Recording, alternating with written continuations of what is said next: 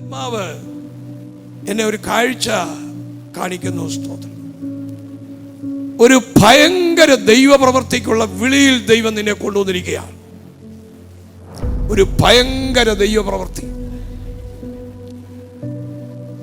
പല തരത്തിൽ നീ വേദനയിലൂടെ പോയിക്കൊണ്ടിരിക്കുകയല്ലേ.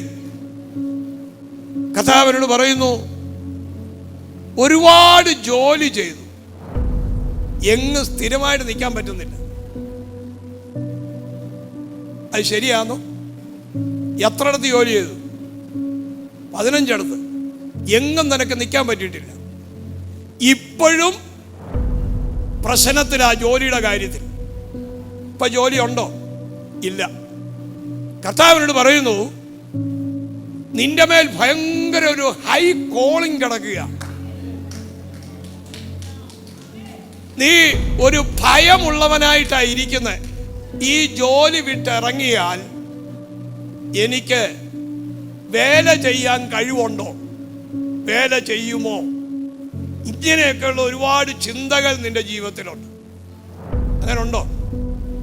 എന്നാ കർത്താവ് പറയുന്നു, ഒരു വിക്കനായ മോശയെ ദൈവം ഉപയോഗിച്ചതുപോലെ ദൈവം നിന്നെ ഉപയോഗിപ്പാൻ ദൈവശക്തനാ. ഹല്ലേലൂയ. മാത്യു എന്നാരെങ്കിലും ഉണ്ടോ? പപ്പായ. ഈ കേരളം വിട്ടെവിടെങ്കിലും പോയി ജോലി ചെയ്തോ? ചെന്നൈ ചെയ്തു, ബാംഗ്ലൂർ ചെയ്തു, ഖത്തറിൽ ചെയ്തു, ഒരുപാടടുത്ത് ജോലി ചെയ്തു. പക്ഷെ കർത്താവിനോട് പറയുന്നു, നീ ഒരുപാടടുത്ത് ജോലി ചെയ്തു, ഇപ്പം ജോലി നഷ്ടപ്പെട്ടവനായി നീ വന്നിരിക്കുന്നെങ്കിലും ദൈവത്തിൻ്റെ വലിയൊരു പദ്ധതി, ഒരു മിനിസ്ട്രിക്ക് വേണ്ടി ദൈവം നിന്നെ ഇറക്കാൻ പോവാ. ഇറങ്ങിയാൽ പട്ടിണിയാകുമോ എന്നൊരു ഭയമുണ്ട്. ആരെന്നെ കൈക്ക് പിടിക്കും എന്നൊരു ചിന്തയിൽ നീ മുന്നോട്ട് പോകുന്നു. എന്നാൽ കർത്താവ് പറയുന്നു, നിന്റെ ജീവിതത്തിൽ ഇതൊരു ടേണിംഗ് പോയിന്റ് ആക്കി ദൈവം മാറ്റുക. ദൈവം മാറ്റുക. ദൈവം നിന്നെ പുറത്തെടുക്കാൻ പോവുക. നിന്നെ മനുഷ്യന്റെ ഫാനിനേക്കാൾ ഉപരി ദൈവത്തിന്റെ ഫാനാക്കി ദൈവം നിന്നെ മാറ്റാൻ പോവുക. എന്നെ 37 എന്നൊരു സംഖ്യ കർത്താവിനെ കാണിക്കുന്നു. 37. ഇപ്പൊ എത്ര വയസ്സുണ്ട്? 37.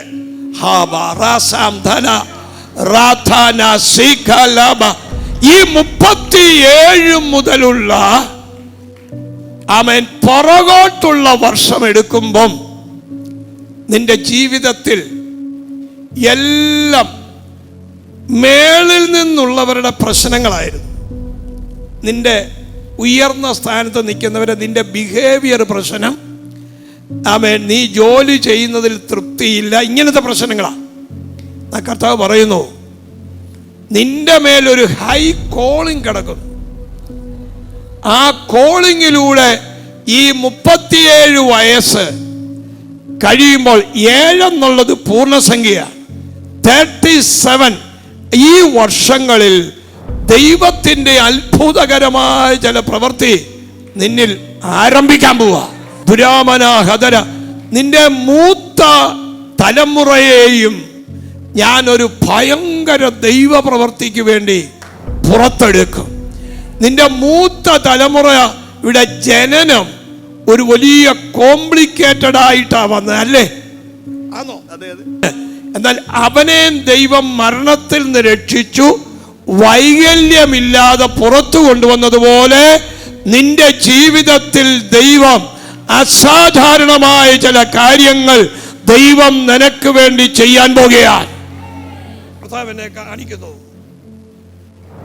ഈ ഡിസംബർ 31 മുമ്പ് ദൈവം നിനക്കൊരു ഓപ്പർച്യൂണിറ്റിക്ക് വേണ്ടി, ഒരു വാതിൽ തുറക്കാൻ വേണ്ടി ഒരു വിളി, ഒരു ടെലിഫോൺ സന്ദേശം നിനക്ക് വരും. നീ ചോദ്യം ചെയ്യാതെ മുമ്പോട്ടിറങ്ങുമ്പോൾ ദൈവത്തിൻ്റെ വലിയൊരു പ്രവൃത്തിയും, നീ ജോലി ചെയ്ത ഖത്തറിൽ ദൈവം വീണ്ടും നിന്നെ ആ സ്ഥലത്ത് കൊണ്ടെത്തിക്കും.